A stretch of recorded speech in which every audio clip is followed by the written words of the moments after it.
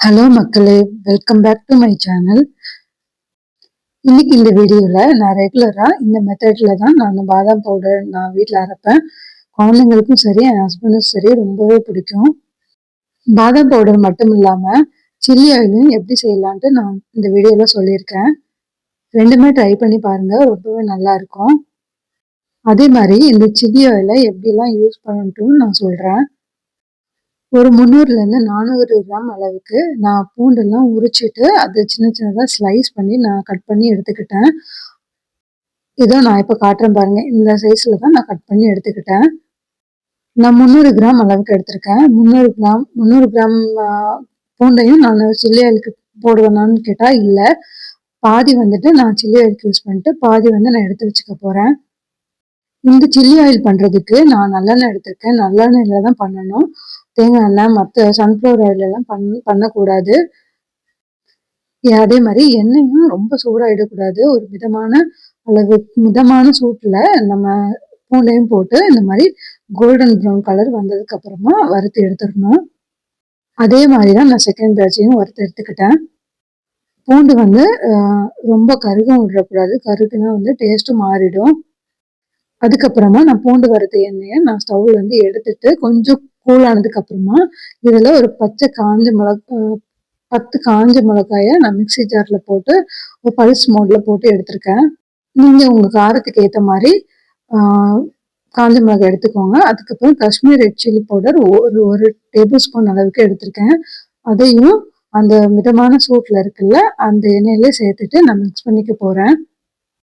Mix பண்ணதுக்கு அப்புறமா ஆ அடுப்பு ஆஃப் பண்ணியிருக்கேன். ஆனா வந்து அதே சூட்லயே வச்சு நானு வறுத்த பூண்டையும் நான் அந்த ஆயில்ல சேர்த்துக்க போறேன்.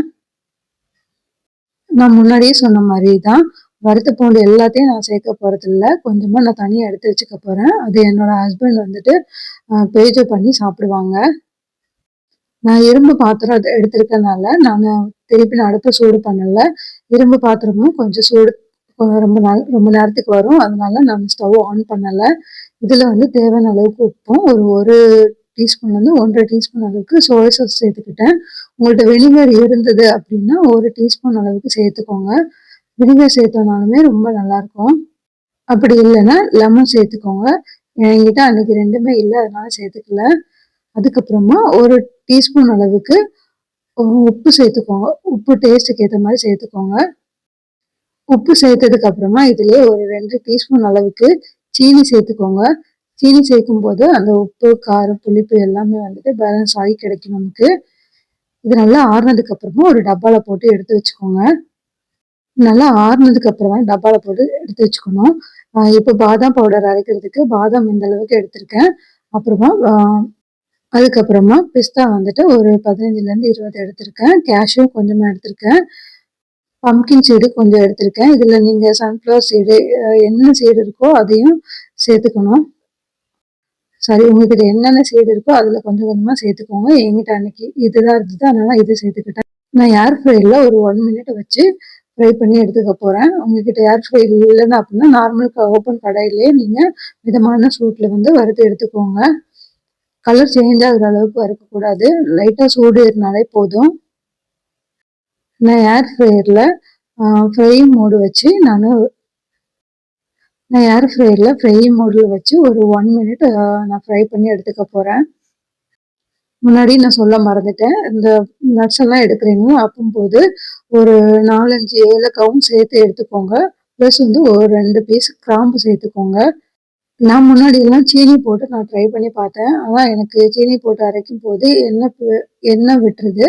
அதனால இந்த கற்கண்டு இருக்குல்ல, கோயில்லலாம் கிடைக்கும்ல, அந்த பெரிய பெரிய கற்கண்டும், அப்புறம் குட்டி குட்டியா இருக்கும்ல, அதுவும் சேர்த்துக்கிட்டேன்.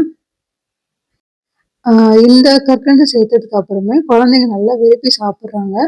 பால்ல போட்டு குடுக்கறத விட, ஒரு பவுல்ல ஒரு 3, 4 டீஸ்பூன் வந்து போட்டு குடுத்தாலே குழந்தைங்க ஸ்நாக்ஸ் மாரி சாப்பிடுறாங்க. இது மெயினா எதுக்கு அரைக்கிறேன்னா, என்னோட ஹஸ்பண்டுக்காக தான். என் ஹஸ்பண்டுக்கு இந்த மாரி பண்ணி பால்ல போட்டு குடுத்தா, அவங்களுக்கு ரொம்பவே பிடிக்கும். மிக்ஸி ஜார்ல போட்டு ஒரு 4, 5 டைம் பல்ஸ் மோட்ல அரைங்க. அதுக்கப்புறமா ஒரு 2 நிமிஷம் விட்டு, விட்டு நீங்க நார்மலா அரைக்கிற மாரி அரைச்சீங்கன்னா, இந்த மாரி கிடைக்கும். இது என் ஹஸ்பண்டுக்கு தான் குடுக்க போறேன் அப்படின்றனால நானு சலிக்கல. நீங்க குழந்தைங்களுக்கு பால்ல போட்டு குடுக்குறீங்கன்னா, நல்லா சலிச்சிட்டு குடுங்க. என் பொண்ணுங்க 2 பேருமே வந்து ஸ்பூன்ல தான் எடுத்து சாப்பிடுவாங்க. அவங்களுக்கு பால்ல போட்டா பிடிக்கல. சலிச்சுட்டு குடுத்து பார்த்தேன். அப்படி இருந்தும் அவங்க அத சாப்பிடல. பவுல்ல ஸ்நாக்ஸ் மாரி போட்டு குடுத்தா அவங்க சாப்ட்டுறாங்க.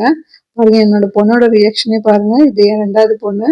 அவங்களுக்கு இந்த பாதாம் பவுடர்னா ரொம்ப பிடிக்கும். இந்த வீடியோ பிடிச்சிருந்தா சேனலுக்கு சப்ஸ்கிரைப் பண்ணுங்க. Thank you.